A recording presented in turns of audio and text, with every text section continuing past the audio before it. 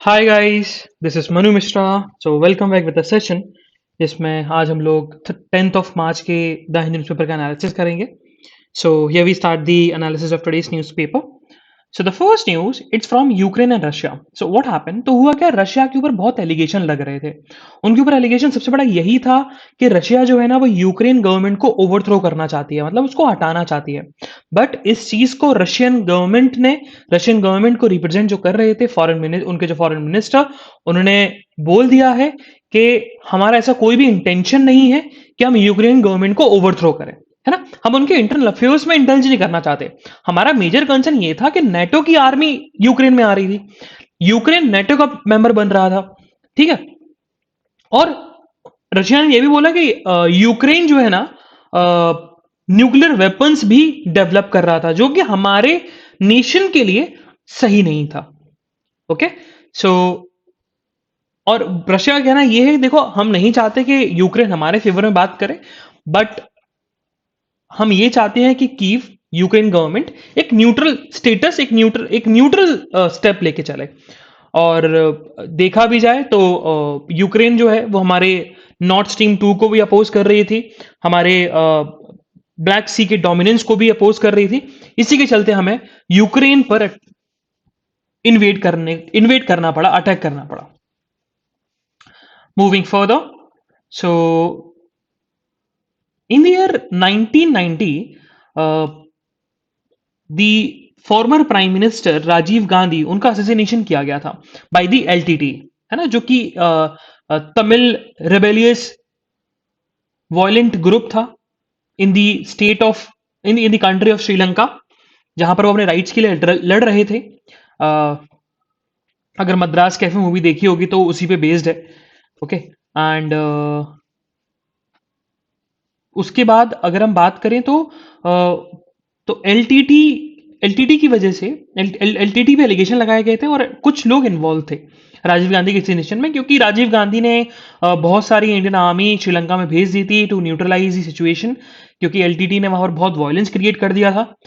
पहले श्रीलंकन आर्मी ने किया, लेकिन श्रीलंकन आर्मी को फिर बाद में श्रीलंकन के सेनालास थे, उनकी ओर बहुत एट्रोसिटीज होने लगी थी एलटीटी के द्वारा। वहां पर जो गोरिल्ला वॉर होने लगा था, तो इसी को रोकने के लिए राजीव गांधी ने इंडियन आर्मी भेजी थी। उसके बाद फिर फाइनली एलटीटी ने, it's not a good thing, but LTT ने राजीव गांधी का असैसिनेशन किया, कैंपेन करने जा रहे थे तमिलनाडु में, और उसमें से 3-4 लोगों को अरेस्ट भी किया गया था और उनको कन्विक्ट भी किया गया। उसमें से एक पर्सन थे एजी पेरीवलन, और एजी पेरीवलन जो है ना, उनका ये कहना था कि उन्होंने बेसिकली हेल्प करी है, एड करी है सुसाइड बॉम्बर की, जिसकी वजह से राजीव गांधी का असैसिनेशन हुआ। और इसी के चलते उनकी हमेशा से मर्सी पिटिशन पेंडिंग थी, बहुत समय तक पेंडिंग थी। पहले उनको डेथ पेनल्टी मिली, फिर डेथ पेनल्टी उनकी लाइफ इम्प्रिजनमेंट में कन्वर्ट हुई। लेकिन हुआ क्या, कल फाइनली सुप्रीम कोर्ट ने पेरीवलन को बेल ग्रांट कर दी। इवन सेंट्रल गवर्नमेंट ने इस चीज का अपोज किया, ऑब्जेक्ट किया इस चीज का। और सुप्रीम कोर्ट का यह कहना था कि हमने बेल ग्रांट इसी वजह से करी है क्योंकि उनका जो कंडक्ट था इनसाइड द प्रिजन बहुत अच्छा था, उन्होंने एजुकेशन भी एक्वायर करी और उनकी हेल्थ भी इतनी अच्छी नहीं थी। तो हमने 3 कंडीशन को देखा और इसी के चलते हमने पेरीवलन को हमें बेल ग्रांट करनी पड़ी भाई सुप्रीम कोर्ट। बट एक चीज और यहां पर सामने को निकली है, वो ये है कि पार्डन की जब हम बात करते हैं तो सुप्रीम कोर्ट जब हम इंडियन कॉन्स्टिट्यूशन की बात करें, इंडियन कॉन्स्टिट्यूशन में पार्डनिंग पावर 2 लोगों के पास है। और पार्डनिंग पावर किसके पास है, एक तो इंडिया के प्रेसिडेंट के पास है और एक स्टेट के गवर्नर के पास होती है। But there is a difference between the pardoning power of the president and pardoning power of the governor. And the difference is कि pardoning power of the governor थोड़ी कम होती है। किस केसेस में, जैसे कि अगर किसी केस में डेथ पेनल्टी मिल रखी है तो उस केस में पार्डन नहीं कर सकता गवर्नर और डेथ को पार्डन कर सकता है प्रेसिडेंट। दूसरा केस जो है और बहुत इंपॉर्टेंट केस है कि अगर मार्शल लॉ के तहत आपको पनिशमेंट मिली है, मार्शल लॉ मतलब Indian military service, Indian military जो होती है, इंडियन मिलिट्री सर्विस के द्वारा, उनकी कोर्ट के द्वारा आपको अगर पनिशमेंट मिली है तो उनको हम बोलते हैं मार्शल लॉ, मतलब आर्मी के लॉ, नेवी के लॉ, एयरफोर्स के लॉ। उसके द्वारा आपको कोई पनिशमेंट मिली है, कोई भी पनिशमेंट मिली हो, चाहे 5 साल की सजा हो, चाहे सस्पेंशन हो, तो उस चीज को पार्डन सिर्फ प्रेसिडेंट कर सकता है, गवर्नर नहीं कर सकता। ठीक है, अब आपका एक काम है, just right the articles of the Indian constitution कि पार्डनिंग पावर प्रेसिडेंट की किस आर्टिकल में दी हुई है एंड गवर्नर की किस आर्टिकल में दी हुई है। Write down the comment box. Moving further, so Chhattisgarh में ओल्ड पेंशन सिस्टम जो था वो कल वापस ला दिया गया बाय द बजट, जो कि छत्तीसगढ़ में कल प्रेजेंट हुआ by the chief minister Bhupesh Baghel. Okay, उन्होंने जो ओल्ड पेंशन सिस्टम था वो वापस आ चुका है, ये गवर्नमेंट ने डिसाइड कर ली है। ठीक है, for the government employees and for the क्या बोलते हैं, for the government employees specially. जो गवर्नमेंट एम्प्लॉइज, पहले क्या था कि गवर्नमेंट एम्प्लॉइज का पहले क्या होता था कि 10% डिडक्ट किया जाता था बेसिक सैलरी से, फिर उनको पेंशन के द्वारा पैसा दिया जाता था, है ना। ये अभी का सिस्टम है। पहले क्या था कि पहले पेंशन एक कंपलसरी चीजें थी, मतलब आपको पेंशन देना हो, कोई डिडक्शन नहीं होगा। तो लेकिन अब ओल्ड पेंशन सिस्टम छत्तीसगढ़ में आ चुका है, मतलब अब डिडक्शन नहीं होगा आपके बेसिक सैलरी से और आपको पेंशन मिलेगी, स्टेट एम्प्लॉइज को पेंशन मिलेगी।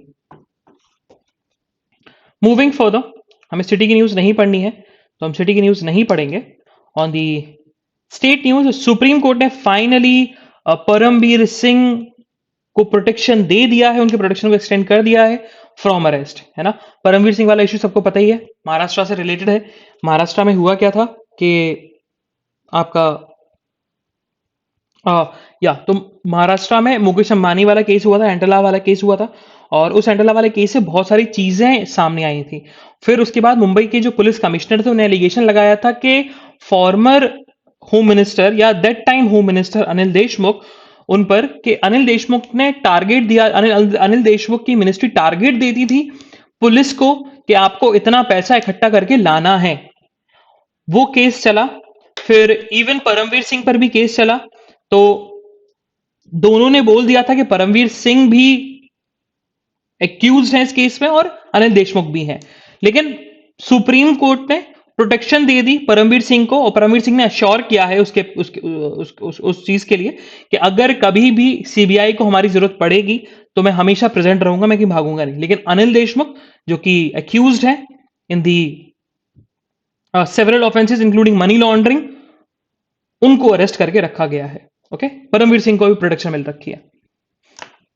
Moving further on the state news, so it's a very very good news and ये बहुत बहुत अच्छी न्यूज है। हुआ क्या कि कर्नाटका में एक कंसोर्टियम है 8 यूनिवर्सिटीज का, जहां पर मेडिकल पढ़ाया जाता है, मेडिकल के कोर्सेज भी कराए जाते हैं।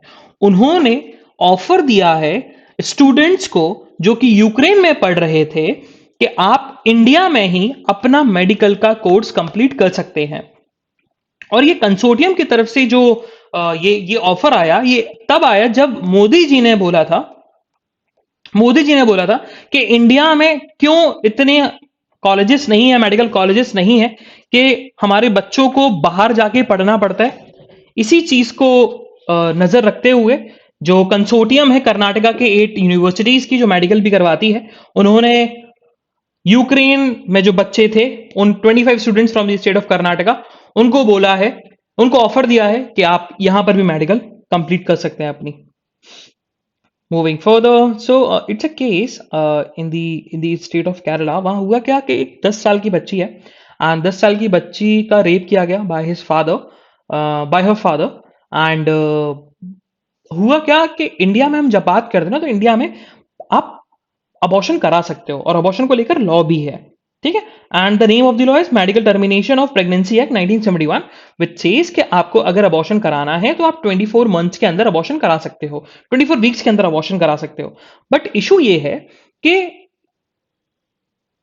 24 वीक्स एक्सीड भी हो सकता है, लेकिन आपको परमिशन लेनी पड़ेगी फ्रॉम दी कोर्ट, और भी कंडीशंस होंगी। वो कंडीशन क्या होगी कि लड़की या तो रेप विक्टिम हो या फिर माइनर हो। तो उसी चीज को लेकर देखा जाए तो जो उसकी मदर है, रेप विक्टिम की मदर है, वो जुडिशियरी की अप्रोच कर रही है और उन्होंने बोला है कि जुडिशियल इंटरवेंशन होना बहुत जरूरी है, तभी जाके उस माइनर गर्ल को परमिशन मिल पाएगी to abort her child. Okay, क्योंकि गर्ल जो है 30 वीक प्रेग्नेंट है। सो ये याद रखना, ये वाला कभी पूछा जा सकता है कि भाई कि इंडियन गवर्नमेंट ने जैसे कि विमेन एम्पावरमेंट को लेकर बहुत इंपॉर्टेंट हो जाता है। ठीक है, चलो, मूविंग फर्दर.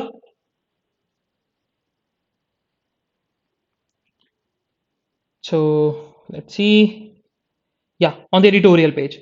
सो आज के हम एडिटोरियल की बात करें तो आज हमारे सिर्फ दो ही एडिटोरियल इंपॉर्टेंट है. The first one it's about the water management. इसको अपन पढ़ेंगे. Water management need a hydro social approach. इसको इसको अपन पढ़ने वाले हैं. Then the second news it's about the new vision for old age care. ये अपन पढ़ेंगे. ठीक है, तो दो एडिटोरियल अपन पढ़ने वाले हैं. ठीक है. The first editorial it's about the आपका वाटर मैनेजमेंट. ठीक है. हुआ क्या हुआ क्या कि ये जो एडिटोरियल लिखा गया ना, ये एडिटोरियल लिखा गया कि भाई वाटर स्ट्रेस बहुत ज्यादा है इंडिया में, और इस वाटर स्ट्रेस को कैसे दूर किया जा सकता है, कैसे हम वाटर को मैनेज करें जिससे हम लोग उन एरियाज में, स्पेशली रूरल एरियाज जहां पर फ्रेश वाटर नहीं मिल पाता, वहां पर ड्रिंकिंग वाटर सप्लाई कर सकें. एग्रीकल्चर में जहां वाटर यूज होता है, जहां वाटर नहीं है, वहां वाटर मिल सके. तो उस चीज के उन्होंने रीजन बताए हैं.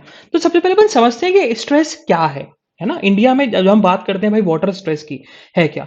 सबसे पहली बात है ग्राउंड वाटर. तो ग्राउंड वाटर बहुत नीचे जा चुका है. इवन बिहार में भी बहुत बहुत फीट तक जो वाटर था वो बहुत बहुत नीचे जा चुका है. ये चीज बताया गया. देन फिर आता है सरफेस वाटर को लेकर. तो देखो, अब ग्राउंड वाटर पता है भाई, ग्राउंड वाटर क्या होता है. सरफेस वाटर की हम बात करते हैं. सरफेस वाटर का मतलब होता है कि लेक्स बनाना, है ना. और वो सरफेस वाटर यूज होता है स्पेसिफिकली आपका इरिगेशन पर्पज के लिए. लेकिन ये बताया गया कि 70% of the surface irrigation water simply waste किया जाता है, वेस्ट हो जाता है. क्योंकि फार्मर्स जो है, एक तो देखो, जो फार्मिंग करते हैं ना, उनको इतना वाटर के बारे में नहीं पता होता कि भाई वाटर की स्कैसिटी है या नहीं है, या वो जो भी है. जिनके एरियाज में है उनको पता है, उनको वैल्यू पता है वाटर की. बट जिनके एरियाज में नहीं है वो वाटर वेस्ट करते हैं. रियलिटी है, ये रियलिटी है. तो सरफेस वाटर क्या होता है, वेस्ट होता है, बहुत ज्यादा वेस्ट होता है. इसी के चलते वाटर स्ट्रेस बढ़ता है. मॉनसून. तो हमारे पास एक ऐसी रिपोर्ट आई है मिनिस्ट्री ऑफ अर्थ साइंस से. अ, उसने खुद बताया कि यूपी हो गया, बिहार हो गया, वेस्ट बंगाल हो गया, in from the past 3 decades जो मॉनसून है वो सिग्निफिकेंटली ड्रॉप हुआ है. अब वो डिफॉरेस्टेशन से भी होता है, वो आपके आपके आपके क्लाइमेट चेंज से भी हो रहा है. ये चीज बताया गया. तो अब रीजन क्या है, reason for the water stress in India. So the reason are, the first main reason is over exploitation. Obviously बात है, हमने पढ़ा सरफेस वाटर को आप वेस्ट कर रहे हो तो ओवर एक्सप्लॉइटेशन बहुत ज्यादा हो रहा है ना. ओवर एक्सप्लॉइटेशन बहुत ज्यादा हो रहा है. दूसरा है कि गवर्नमेंट कोई पॉलिसी नहीं बनाती ग्राउंड वाटर को लेकर, सरफेस वाटर को लेकर. दूसरी चीज. तीसरी चीज है पुअर मेंटेनेंस. कि ग्राउंड वाटर जो है, आपका सरफेस वाटर जो है, जैसे कि लेक्स हैं, आपके चेक डैम्स हैं, तो उनको मेंटेन नहीं हो पाता, अथॉरिटीज मेंटेन नहीं करती, तो पुअर मेंटेनेंस है. तीसरा, कि मॉनसून को लेकर, मॉनसून बहुत चेंज होता रहता है कि कितने उस साल क्या पानी आएगा, क्या पानी नहीं आएगा, कब वाटर की स्कैसिटी होगी, तो हमारे पास कोई रिलायबल डेटा नहीं है. तो दीज आदि रीजन. और भी मेन रीजन है, जैसे कि सबसे इंपॉर्टेंट रीजन है कि भाई अर्बनाइजेशन बहुत बढ़ रहा है. तो अर्बनाइजेशन जब बढ़ता है ना, तो रिवर्स के जो फ्लो होते हैं, रिवर्स का पाथ होता है, उसको चेंज किया जाता है. ठीक है. फिर आपका फिर आपका देखा भी जाए तो पुअर वाटर ट्रीटमेंट प्लान्स है. तो पुअर वाटर ट्रीटमेंट देखा जाए तो ट्रीटमेंट प्लान जो है बहुत पुअर है, बहुत पुअर लेवल पर है. ये चीज बताइए, जैसे सीवेज सिस्टम हो जाता है आपका, सीवेज ट्रीटमेंट प्लांट्स हो जाते हैं, तो बहुत पुअर है वो लोग. तो अगर खराब वाटर को भी हमें अगर फ्रेश वाटर बनाना है या फिर यूजेबल वाटर बनाना है, तो उसके लिए हमारे पास सही वाटर ट्रीटमेंट प्लांट्स नहीं है. ठीक है. अब ऑथर ने अब चीजें स्टार्ट करी, ये अपने समझा कि भाई वाटर स्ट्रेस होता क्या है, वाटर स्ट्रेस के कंसर्न क्या है.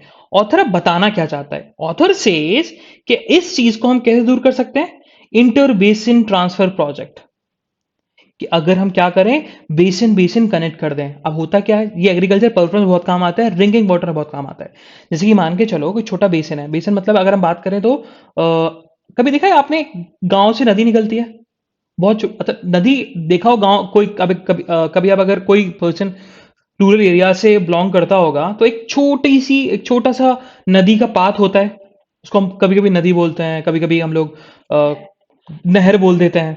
ठीक है। तो अब वो नदी नहीं होती, वो रिवर नहीं होती। अब रिवर देखा जाए तो रिवर की बहुत ज्यादा लेंथ होती है, बहुत ज्यादा वेट होती है, लेकिन वो मेजर रिवर से एक पाथ बना दिया जाता है कि आप कि आप एग्रीकल्चर पर्पस के लिए वो पानी यूज हो सके, ड्रिंकिंग वाटर पर्पस के लिए पानी वो यूज हो सके।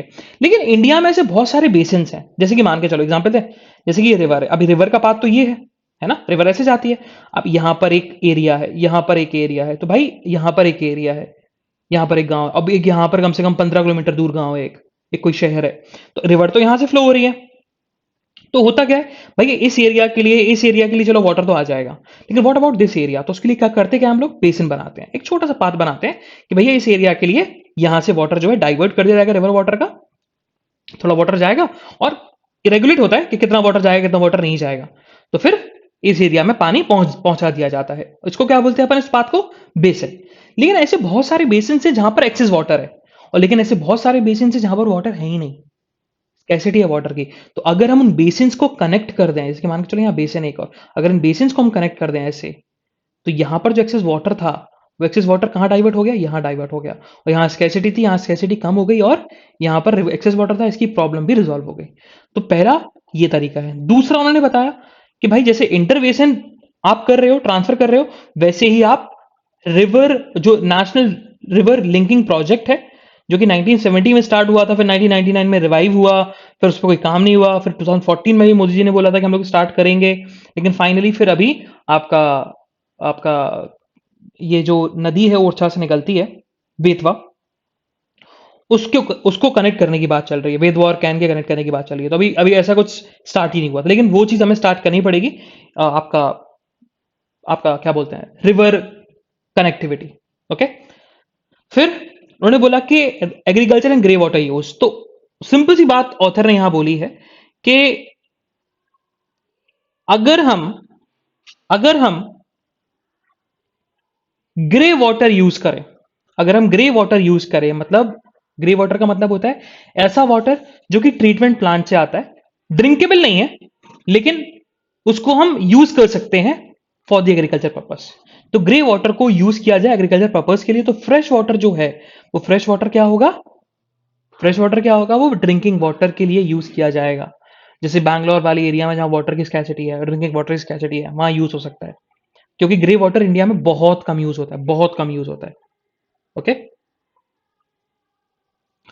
Moving further towards the next news. So it's about आपका एल्डरली वाला, है ना, ए ओल्ड एज केयर को लेकर है। देखा जाए तो ये इंपॉर्टेंट रखता है हमारे एग्जामिनेशन पर्सपेक्टिव के लिए, लेकिन तब जब भी अपन थोड़ा सा इसको अपन समझेंगे, इसको अपन ओवरव्यू लेंगे है क्या ये। देखो, इंडिया में बात करें तो इंडिया में हम बोलते जरूर हैं कि भाई मेजोरिटी ऑफ द पॉपुलेशन जो है उसकी जो एवरेज एज है वो 29 है ना। मेजोरिटी मतलब किसकी है, यंगर जनरेशन की है। But according to the economic survey 2018-2019 हुआ क्या, इंडिया की पॉपुलेशन का एक चार्ट बना और बताया गया कि फॉर द नेक्स्ट 2 डेकेड्स जो हमारी एल्डरली पॉपुलेशन है, मतलब ऑफ द एज ऑफ 60, वो 1% से भी कम इंक्रीज होगी, 1% से भी कम इंक्रीज होगी। लेकिन उसके मेन रीजन क्या है? तो मेन रीजन एक तो हेल्थ होता है ना, एक तो मेन रीजन हेल्थ होता है, ये चीज बताया गया। दूसरा, और भी ऑथर ने यहां पर बताया गया कि देयर आर सर्टेन चैलेंजेस जो कि ओल्ड एज पीपल को, एल्डरली पीपल को फेस करने पड़ते हैं, जैसे कि सोशल चैलेंजेस। अब सोशल चैलेंजेस क्या है? क्योंकि इंडियन सोसाइटी जो है बहुत एडवांस कर रही है इंडस्ट्रियलाइजेशन पर, अर्बनाइजेशन पर, टेक्निकली टेक्नोलॉजिकल चेंजेस बहुत ज्यादा आ रहे हैं, क्योंकि हम लोग इन्फ्लुएंस हो रहे हैं वेस्टर्न एजुकेशन से, ग्लोबलाइजेशन से। तो सीनियर सिटीजन जो है ना, वो बहुत ज्यादा निग्लेक्ट होते होते जा रहे हैं बाय दी यंगर जनरेशन। तो ये एक चैलेंज है, सोशल चैलेंज है। फाइनेंशियल क्या है कि इकोनॉमिक डिपेंडेंस है ऑफ सीनियर सिटीजन, वो इंक्रीज हो रही है पेंशन के ऊपर, लेकिन पेंशन सफिशिएंट नहीं है। इंक्रीज हो रही है नेक्स्ट जनरेशन के ऊपर, लेकिन नेक्स्ट जनरेशन जो उनके नेक्स्ट जनरेशन है, जो उनके ग्रैंड किड्स हैं, या फिर जो उनके बच्चे हैं, वो इतना केयर नहीं रख पा रहे उनकी। हेल्थ रिलेटेड एक्सपेंसेस बहुत ज्यादा इंक्रीज हो रहे हैं उनके ऊपर। होते ही हैं सीनियर सिटीजन के ऊपर, और इनएडिक्वेट हाउसिंग फैसिलिटीज होती है दिल्ली पीपल को। हेल्थ भी है। हेल्थ क्या है कि बहुत सारी डिसेबिलिटीज से उनको गुजरना पड़ता है because of the old age. Health related issues हो जाते हैं, जैसे कि ब्लाइंडनेस हो गया, डेफनेस हो गया, मेंटल इलनेस हो गया। फिर आपके और देखा जाए रूरल एरियाज में तो और बुरी कंडीशन है कि रूरल एरियाज में तो, रूरल हॉस्पिटल्स में तो कोई केयर नहीं होती है for the older age people के लिए। ओके। बाकी हाँ, गवर्नमेंट को इस पे स्टेप लेना चाहिए। अब गवर्नमेंट को स्टेप लेने के लिए देखा जाए तो गवर्नमेंट बहुत सारी स्कीम्स लेके आई है, जैसे कि आपका राष्ट्रीय व्योश्री योजना है ना। तो राष्ट्रीय व्योश्री योजना is about something, central government fund इकट्ठा करेगी for the senior citizen welfare fund का।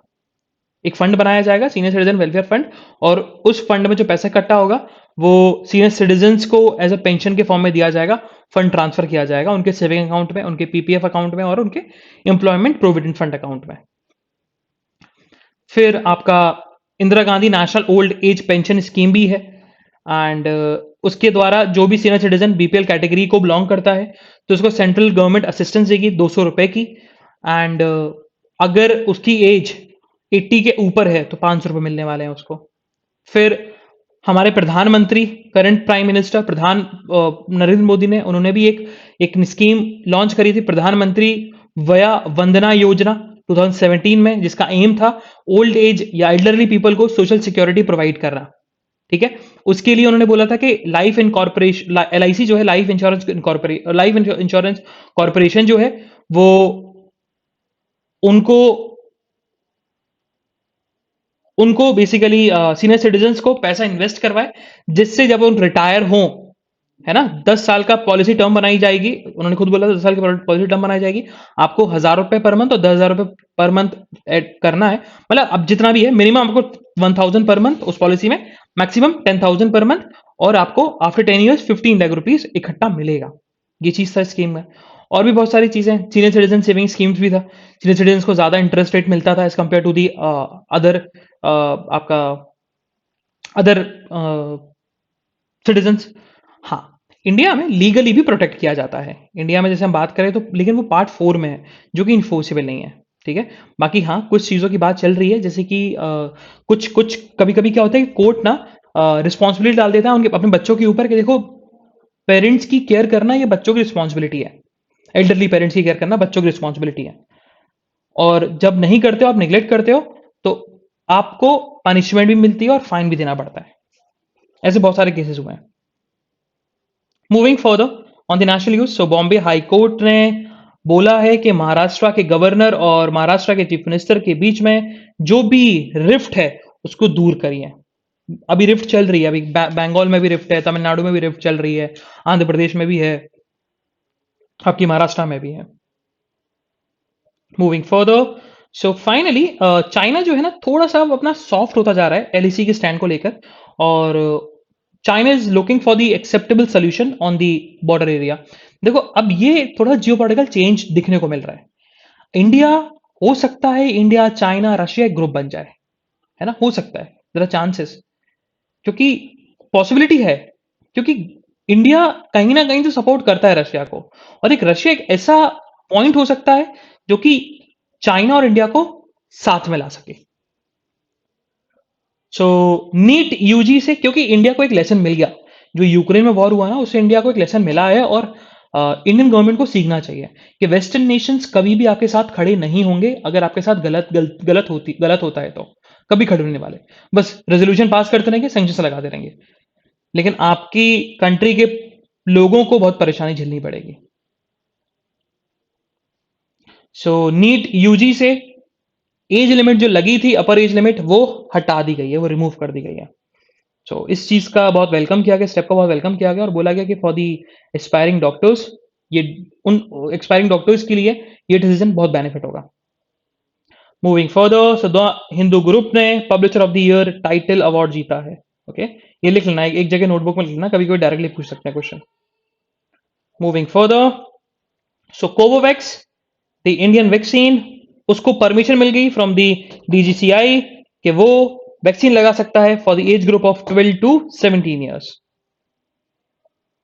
सो बिहार में हुआ क्या, बिहार में लिकर बैन हुआ था, है ना, बिहार ड्राई स्टेट बन गया था, लेकिन जब ड्राई स्टेट बना तो Bihar is not that literate, या हम बोल Bihar is not that literate state, क्योंकि सबसे ज्यादा लिटरेसी अगर किसी स्टेट में बिहार में है, तो वहां पर लोगों को समझाना कि आपका कि आप कि अगर आप अ, ये लिकर लेते हो तो ये हेल्थ प्रॉब्लम्स होंगे, तो बहुत सारी चीजें होती हैं, तो समझाना मुश्किल हो जाता है specially for the literate peoples.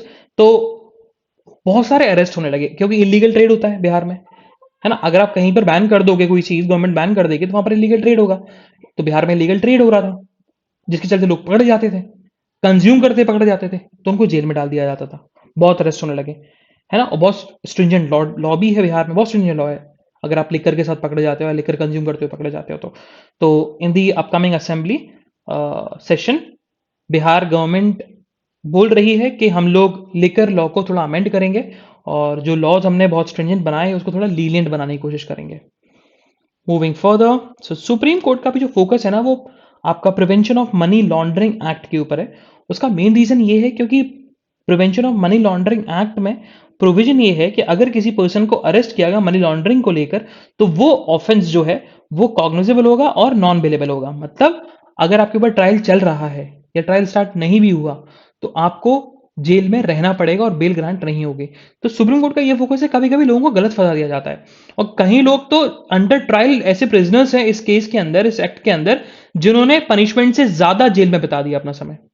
तो सुप्रीम कोर्ट का फोकस अभी इस पे है कि क्या हम इसको बिलेबल ऑफेंस बना सकते हैं कि नहीं बना सकते। Moving further on the world news, so Russia जो है वो यूक्रेन की सिटीज में बहुत प्रेशर डाल रही है। कीव में वो एंटर, हो सकता है एंटर कर जाएंगे दिन के अंदर। देखो, यूक्रेन यूक्रेन आर्मी ने भी बहुत रेजिस्टेंस दिखाया है, बट रशियन आर्मी से आप कंपेयर नहीं कर सकते। सो रशिया जो है प्रेशर बनाता जा रहा है यूक्रेन सिटीज के ऊपर। यूरोपियन यूनियन ने रशिया के ऊपर और सैंक्शंस लगा दिए, और स्ट्रिंजेंट सैंक्शंस लगा दिए। उन्होंने 160 रशियन बिजनेसमैन के ऊपर, लॉ मेकर्स के ऊपर सैंक्शन लगाया, उनको ब्लैक लिस्ट में डाल दिया कि उनके साथ हम लोग कोई भी डील, कोई भी बिजनेस नहीं करेंगे। और उसके साथ साथ बेलारूस के 3 बैंक्स को भी कट किया गया फ्रॉम दी स्विफ्ट सिस्टम से। स्विफ्ट सिस्टम हमने समझा था कि स्विफ्ट सिस्टम होता क्या है, जैसे इंडिया में यूपीआई काम करता है ना, बट यूपीआई है क्या? यूपीआई बेसिकली बताता है कि इट्स अ सिस्टम जो कि एक बैंक से दूसरे बैंक में ट्रांसफर करवा सकता है ना, ट्रांसफर करवाता है आपका पैसा। तो वैसे ही अगर आपको इंटरनेशनल ट्रांसफर करना है तो क्या करेंगे आप? तो उसके लिए क्या था? स्विफ्ट सिस्टम था। तो अगर आप इंटरनेशनल ट्रेड करते हो, और स्पेशली बहुत सारी कंट्रीज, 200 से भी ज्यादा कंट्रीज, 200 से ज्यादा भी कंट्रीज के बैंक जो हैं वो स्विफ्ट से रेगुलेट होते हैं। तो रशिया के लिए एक बहुत बड़ा ड्रॉबैक था इंटरनेशनल ट्रेड और इंटरनेशनल मनी को एक्सेप्ट करना। मूविंग फर्दर, सो अभी बिजनेस न्यूज में ऐसी कुछ न्यूज नहीं है जो एग्जामिनेशन पर्सपेक्टिव के लिए इंपॉर्टेंट हो। So this is the analysis of today's newspaper. हम लोग कल फिर मिलेंगे with some exciting news, exciting current affairs. तब तक के लिए bye bye, have fun and enjoy your day. Bye bye guys.